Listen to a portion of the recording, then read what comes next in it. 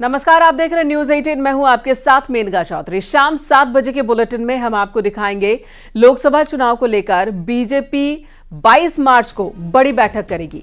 22 मार्च को BJP CEC की meeting होनी है। इस बैठक में बाकी बची सीटों पर मंथन होगा। रामनवमी पर प्रधानमंत्री मोदी अयोध्या जा सकते हैं। वहीं मैनपुरी में डिंपल यादव के सामने बीजेपी अपर्णा यादव को मैदान में उतार सकती है। सीएए पर रोक से आज सुप्रीम कोर्ट ने इनकार कर दिया है। हाईकोर्ट पहुंचे तौकीर रजा को आज राहत नहीं मिली। इन सभी खबरों को विस्तार से दिखाएंगे और साथ ही देखेंगे मथुरा में कैसे उड़ रहे हैं रंग और गुलाल। इसके अलावा दूसरी खबरें भी होंगी इस बुलेटिन में। सबसे पहले लखनऊ से बड़ी खबर आ रही है। जीएसटी के डिप्टी कमिश्नर धनेंद्र कुमार को गिरफ्तार किया गया है। 2 लाख रुपए घूस लेते इन्हें गिरफ्तार किया गया। विजिलेंस टीम ने गिरफ्तारी की है। जीएसटी जोन 20 के डिप्टी कमिश्नर है धनेंद्र कुमार, जिन्हें गिरफ्तार किया गया है। डेटा सर्विसेज से ये घूस ले रहे थे। एडम डेटा सर्विसेज से घूस ले रहे थे 2 लाख रुपए। सेल्स टैक्स मुख्यालय से विजिलेंस ने इनकी गिरफ्तारी की है। तस्वीरों में जिस शख्स को आप देख रहे हैं, अब इन्हें गिरफ्तार कर लिया गया है।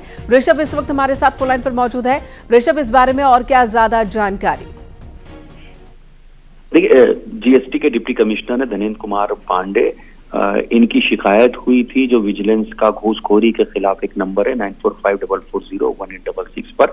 यह बताया गया था कि एक्सपोर्ट करने वाली एक कंपनी एडम डेटा सर्विसेज है, जिसको 20 लाख रुपए का जीएसटी रिफंड मिलना था। रिफंड पास करने के एवज में धनेंद्र पांडे 2 लाख रुपए कमीशन मांग रहे थे। विजिलेंस को जब शिकायत की गई, विजिलेंस ने बाकायदा अपनी जो एसओपी होती है उसको फॉलो करते हुए एक ट्रैप बिछाया था। और जब कंपनी के प्रतिनिधि 2 लाख रुपए आज शाम को 4 बजे इनको घूस दे रहे थे, तो उसी दौरान रंगे हाथों धनेंद्र कुमार पांडे को गिरफ्तार कर लिया गया है। इनके खिलाफ अन्य विधिक कार्रवाई की जा रही है। तो जिनके कंधों पर जिम्मेदारी करप्शन मिटाने की, वो ही घूस लेते गिरफ्तार किए गए। धन्यवाद आपका ऋषभ इस वक्त पूरी जानकारी देने के लिए। तो शिकायत मिली थी और उसके बाद गिरफ्तारी भी हो गई।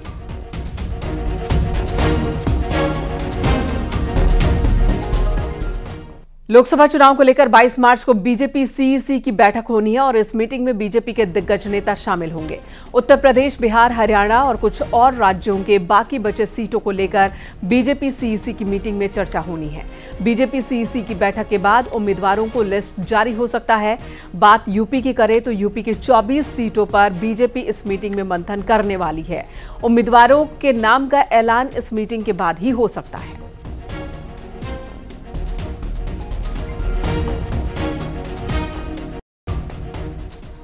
बीजेपी के राज्यसभा सांसद लक्ष्मीकांत वाजपेयी ने न्यूज 18 से बातचीत में कहा कि यूपी की सभी 80 सीट बीजेपी एनडीए जीतने वाला है। ये दावा उन्होंने किया है।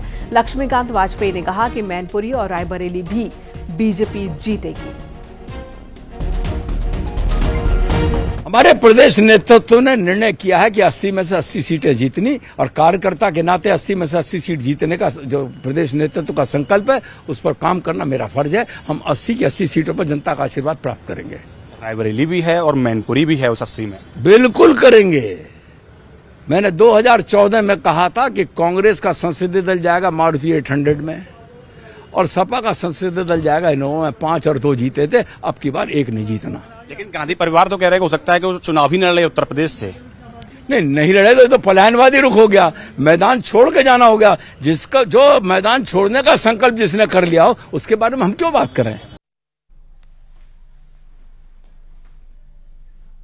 और अगली खबर है गोरखपुर से। चुनाव में उत्तर प्रदेश की सभी 80 की 80 सीट को जीतने का लक्ष्य लेकर चल रही भारतीय जनता पार्टी हर कठिन सीट पर विशेष अभियान चला रही है। खास फोकस है उसका। बीजेपी के नेता कह रहे हैं कि केंद्र सरकार और राज्य सरकार के काम के आधार पर लोग बीजेपी के साथ खड़े हैं। इस बार यूपी की सभी 80 सीट जीतेंगे, ये दावा बीजेपी का हर नेता कर रहा है। 2014 से लेकर 2024 में हम खड़े हैं।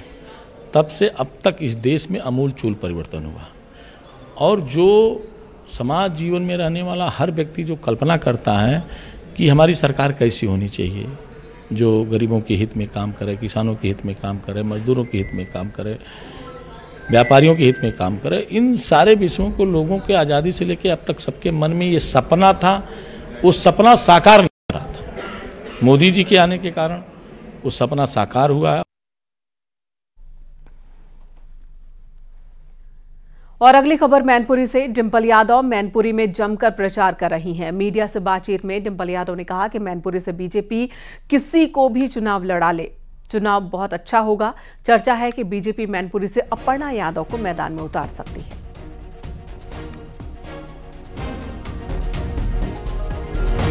और मैं कहना चाहूंगी कि नेताजी की कर्मभूमि रही है मैनपुरी, और जितने भी लोग हैं वो नेताजी के प्रति पूरी तरह समर्पित हैं, और नेताजी का उनके साथ बहुत ही भावात्मक रिश्ता रहा है और परिवार की तरह उन्होंने माना है। और मैनपुरी भी हमेशा से पूरी समाजवादी जो हमारा परिवार है वो हम पूरे परिवार की तरह ही रहते हैं।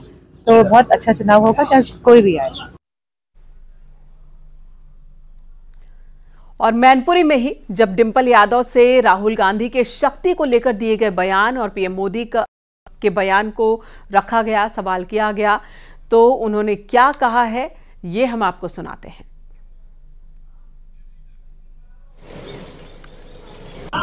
तो वो तो राहुल गांधी जी और आदरणीय प्रधानमंत्री के बीच की बात है, तो मैं क्यों इस पे कमेंट करूं। तो वो तो राहुल गांधी जी और आदरणीय प्रधानमंत्री के बीच की बात है, तो मैं क्यों इस पे कमेंट करूं।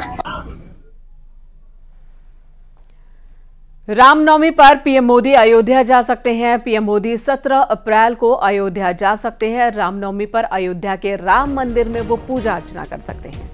17 अप्रैल को रामनवमी पर बीजेपी बड़ा आयोजन करने वाली है। पूरे भारत में पहले चरण का मतदान 19 अप्रैल को होना है।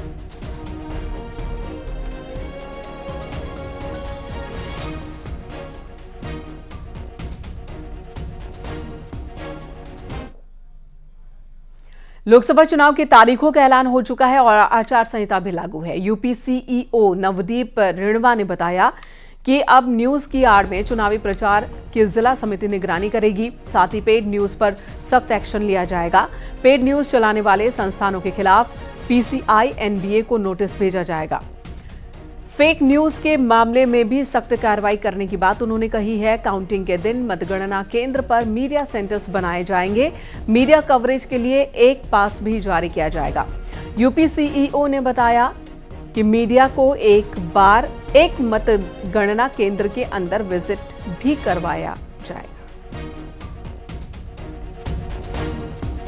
एमसी मतलब media certification and monitoring committee, और उसके बाद राज्य स्तर पे स्टेट लेवल मॉनिटरिंग कमेटी है। उसमें दो हैं, एक अपीलेट कमेटी है जो मुख्य निर्वाचन अधिकारी की अध्यक्षता में होती है, और एक स्टेट लेवल कमेटी है जो एडिशनल सीईओ की अध्यक्षता में है। जिला लेवल पे जो अगर कोई निर्णय से क्षुब्ध है तो उसकी अपील के लिए स्टेट लेवल कमेटी के सामने आ सकता है। दोनों तरह के निर्णयों के विरुद्ध सर्टिफाई अगर नहीं कर रहे, वो अगर सही नहीं लगता निर्णय तो आ सकते हैं, और फिर स्टेट लेवल की कमेटी के बाद ये ईसीआई को जाता है।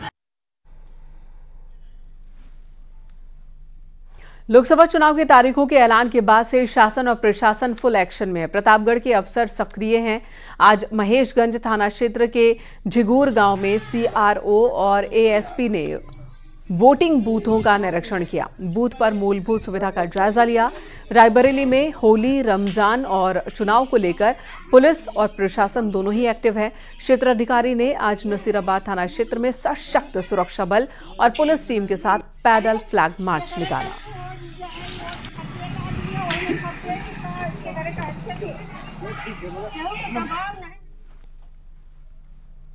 साल 2010 में बरेली में हुए दंगे के आरोपी मौलाना तौकीर रजा को इलाहाबाद हाईकोर्ट से राहत नहीं मिली है।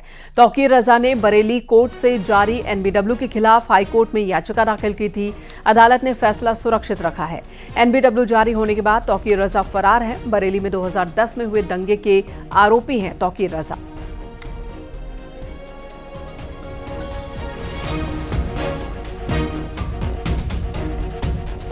देश की सर्वोच्च अदालत ने नागरिकता संशोधन कानून यानी कि सीएए पर रोक लगाने से इनकार कर दिया।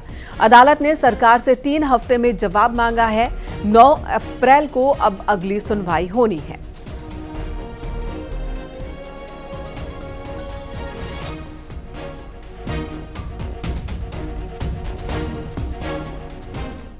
मथुरा के श्री कृष्ण जन्मभूमि ईदगाह केस में सुप्रीम कोर्ट ने मस्जिद कमेटी की याचिका खारिज कर दी। मस्जिद कमेटी ने इलाहाबाद हाई कोर्ट के आदेश को चुनौती दी थी, जिसमें हाई कोर्ट ने इस विवाद से जुड़े 18 मुकदमों को एक साथ जोड़कर सुनवाई करने का फैसला लिया था। हाई कोर्ट का कहना था कि ये सभी मुकदमे एक ही तरह के हैं, लिहाजा इन मुकदमों पर एक साथ सुनवाई हो। ये एक बहुत बड़ी जीत है, सनातन धर्म की जीत है। हम लोगों ने 11 मार्च को इन पर्सन होकर माननीय न्यायालय को कहा था कि ये सारे मुकदमे 18 के 18 एक साथ लिया है, जिसको माननीय न्यायालय ने संज्ञान लिया। और ये केवल माननीय न्यायालय ने नया संज्ञान नहीं लिया, जो पुराना 26 मई को जो इन्होंने टीए में चुनौती दी है उस आदेश को पालन किया था। कहकर इनको लंबा करने के लिए छोटे आदेश को यहाँ लाकर, जो आदेश भी नहीं एक तरह से सही तरह से लागू होता है, वो माननीय सर्वोच्च न्यायालय में केवल टाइम बढ़ाने के लिए, लंबा करने के लिए लोग करते हैं। देश में कई जगहों पर सड़क हादसे हुए। आपके टीवी स्क्रीन पर 2 तस्वीरें इस वक्त हम आपको दिखा रहे हैं। रायबरेली और मऊ की ये तस्वीरें हैं। रायबरेली में जहां तेज रफ्तार 2 बाइक आपस में टकरा गई, तो वहीं मऊ में रोडवेज बस ने एक बाइक को टक्कर मारी। रायबरेली सड़क हादसे में 5 लोग जख्मी हो गए, जबकि मऊ में एक छात्र की मौत हुई है, जबकि 2 की जान चली गई।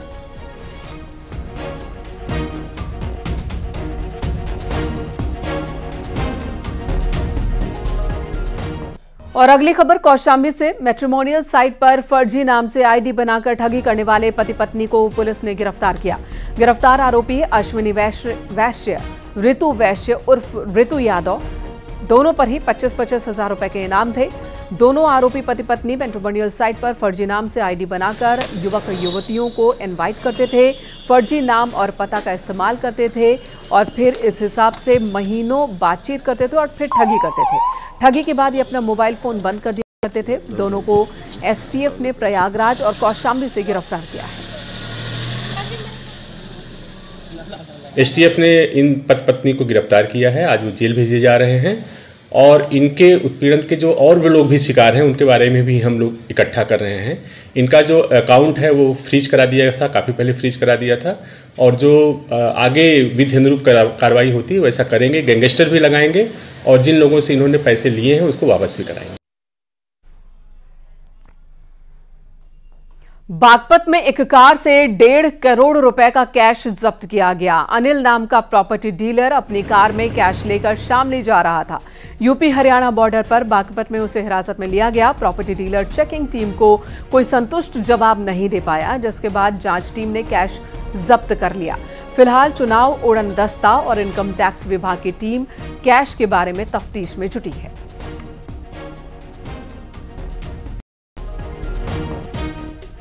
गौरीपुर मोड़ पर जो चेक पोस्ट थी आबकारी की, वहां पे गाड़ियों की चेकिंग में एक वाहन में 1.5 करोड़ रुपए पकड़ा गया।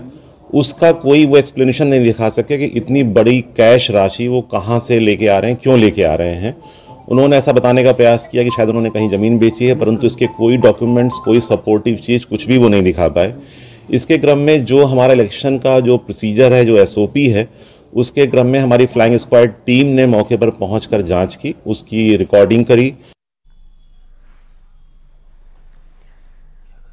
बस्ती में शेयर मार्केट के नाम पर 27 लाख की ठगी करने वाला नटवरलाल साइबर क्राइम के हत्थे चढ़ा। साइबर क्राइम की टीम मुंबई गई और शातिर को गिरफ्तार कर ले आई।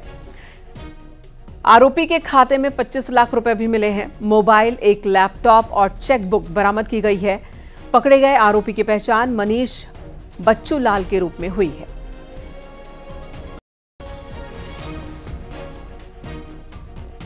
बस्ती पुलिस की साइबर थाना की क्राइम टीम द्वारा एक अच्छी सफलता हासिल की है, जिसमें ट्रेडिंग के नाम पर फ्रॉड करके जो वादी है उसके खाते से अपने खाते में अभियुक्त द्वारा 27 लाख रुपए का ट्रांजैक्शन करवाया। उसके बाद उसने फ़ोन स्विच ऑफ कर लिया और पैसा देने से मना किया। इसमें त्वरित कार्रवाई करते हुए साइबर क्राइम की टीम द्वारा जो है अभियुक्त को गिरफ्तार किया गया एवं जो वादी है उसके खाते में 25 लाख रुपए का ट्रांजैक्शन पुनः वापस करवाया गया।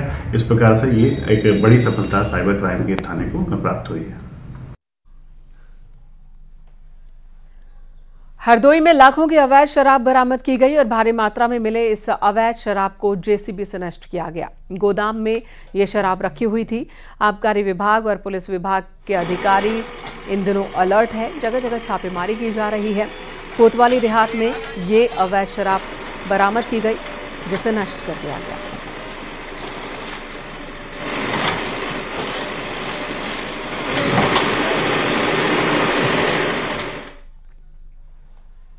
महाराजगंज जेल में बंद सपा विधायक इरफान सोलंकी पर आज अदालत का फैसला आना था, लेकिन एमपी एमएलए कोर्ट के जज की छुट्टी की वजह से केस पर फैसला नहीं आ पाया। अब 22 मार्च को फैसला आ सकता है। एमएलए के खिलाफ आगजनी केस के साथ ही जिन धाराओं में मुकदमे का ट्रायल हुआ है उनमें 10 साल से लेकर आजीवन कारावास तक की सजा का प्रावधान है। अगर विधायक को 2 या इससे ज्यादा साल की सजा होती है तो इरफान सोलंकी की विधानसभा सदस्यता रद्द हो जाएगी। दूसरी तरफ आचार संहिता के एक दूसरे मामले में भी इरफान की पेशी हुई।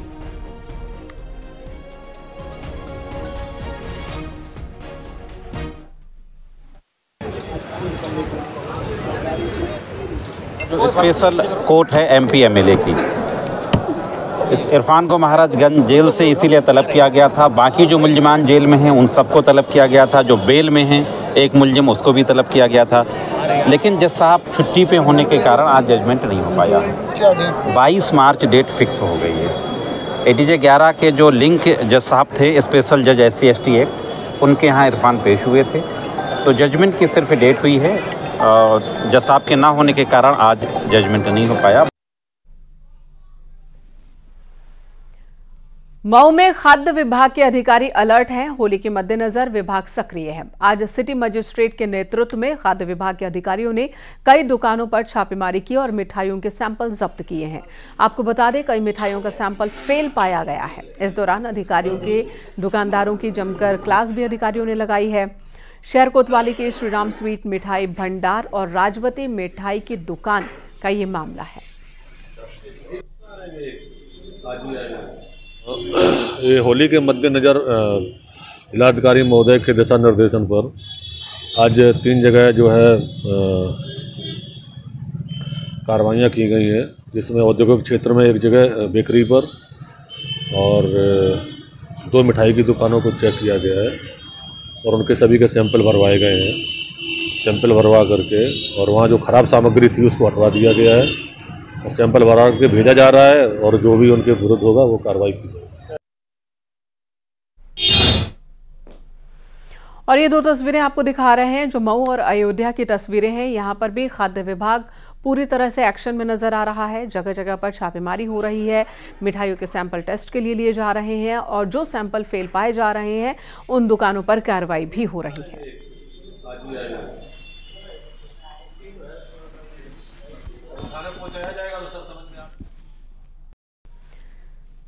काशी हिंदू विश्वविद्यालय एक बार फिर सुर्खियों में है। दरअसल छात्र पीएचडी में प्रवेश की मांग को लेकर धरने पर बैठे हैं। आज धरने के क्रम में सुंदरकांड पाठ के दौरान विश्वविद्यालय प्रशासन और छात्रों में झड़प हो गई। देखते ही देखते ये झड़प धक्का मुक्की में तब्दील हो गई, जहां छात्रों ने जमकर विरोध किया है।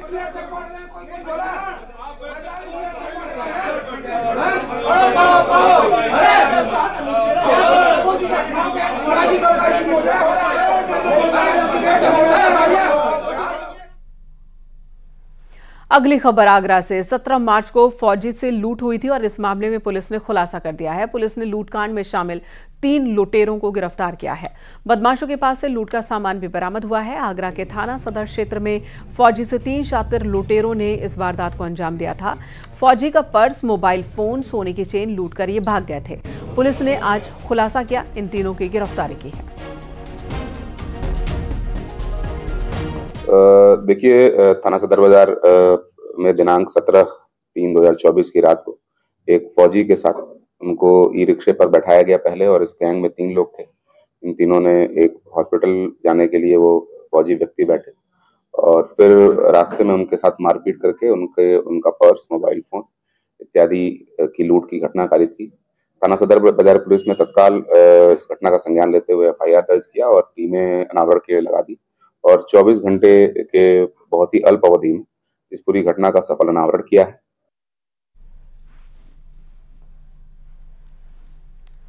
इधर बागपत में पति की हत्या के आरोप में पुलिस ने पत्नी और उसके प्रेमी को गिरफ्तार किया। 13 मार्च को राहुल नाम के एक शख्स की हत्या हुई थी। पुलिस ने मामले में जांच पड़ताल की तो चौंकाने वाला ये खुलासा हुआ। राहुल की हत्या किसी और ने नहीं बल्कि उसकी पत्नी ने की थी। पत्नी का नाम छवि है, जिसने अपने प्रेमी अंकित के साथ मिलकर इस वारदात को अंजाम दिया था। पुलिस ने बताया कि छवि अंकित से शादी करना चाहती थी, लेकिन पति राजी नहीं था। पति को रास्ते से हटाने के लिए उसने इस पूरी साजिश को अंजाम दिया। पुलिस ने प्रेमी और महिला को गिरफ्तार कर लिया है। बिनौली थाना क्षेत्र का ये मामला है। क्या पूरी घटना रही? ये आप सभी लोगों को अवगत कराना है। अभी कुछ दिन पहले फतेहपुर पुट्टी गांव में एक घटना हुई थी, जिसमें राहुल नाम के व्यक्ति की गोली लगी थी। 2 गोली लगी थी और फिर दौरान उपचार उसकी मृत्यु हो गई थी। इसमें हमने अंकित उर्फ काकू पुत्र सुशील, जो कि फतेहपुर पुट्टी का ही रहने वाला है, उसको गिरफ्तार किया है और साथ में एक महिला को भी गिरफ्तार किया है। इनसे पूछताछ में ये जानकारी आई है कि ये जो महिला है ये मृतक की पत्नी थी और इनकी अंकित नाम के व्यक्ति से दोस्ती थी, जो कि गांव का ही रहने वाला था। उधर देवरिया में पुलिस ने एक महिला की हत्या का खुलासा किया है। पुलिस ने महिला के पति को गिरफ्तार किया है। मृतक महिला का पति राजू यादव, जिसने अपनी पत्नी की हत्या की और हत्या की वजह पैसों का विवाद बताया जा रहा है। बताया यह जा रहा है कि मृतक महिला के खाते में 4 लाख रुपए थे। पति बार बार इन पैसों को बैंक से निकालने के लिए दबाव बना रहा था। इसी बात पर दोनों के बीच झगड़े भी होते थे और एक दिन पति ने अपनी पत्नी की हत्या कर दी।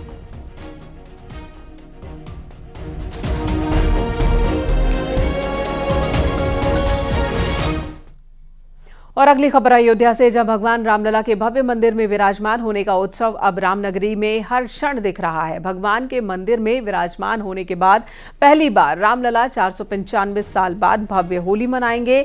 ये होली ऐतिहासिक होने वाली है। भगवान के साथ रामलला के भक्त और पुजारी भी होली खेलेंगे। 56 व्यंजनों का भोग लगाया जाएगा। गुजिया मिष्ठान रामलला को समर्पित किए जाएंगे।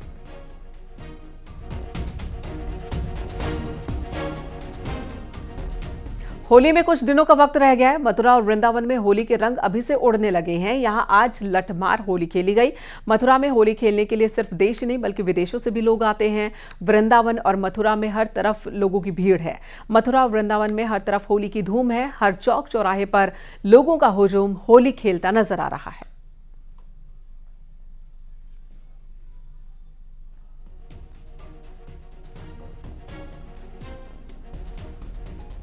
हरदोई के अतरौली थाना क्षेत्र में एक शख्स की गोली मारकर हत्या का आरोप है। यह खबर हम आपको दिखाएंगे, उससे पहले रुकेंगे एक ब्रेक के लिए।